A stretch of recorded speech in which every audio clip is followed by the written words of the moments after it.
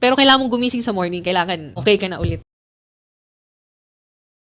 Itong post ka, mga ina. Ay, oo. Actually, nagbigay pa ako ng chance at para kasi sa akin, iniisip ko kasi lagi sila na may family sila na Yes. hindi mo pwedeng tanggalin. Merong silang pinapakain. Ganun katagal siya. Parang ganun yung mindset ko. Igagapang mo talaga yung... Usay, magka-short na ka, Yes. makatapa lang. Pero later on, parang na-realize ko, kailangan pala dapat. Mag-set yung boundary. Oh, yes. Sakit yun, sir. Oh. Kay, syempre, di ba, lalago ang negosyo mo pag yung kasama mo sa trabaho is Ako kay factor. yes, di talaga mawawala na isa sa mga factor kung bakit ang negosyo is successful because of I-credit ginato na yes, sila. yes. Appeal credit. sila. Yes, appeal sila.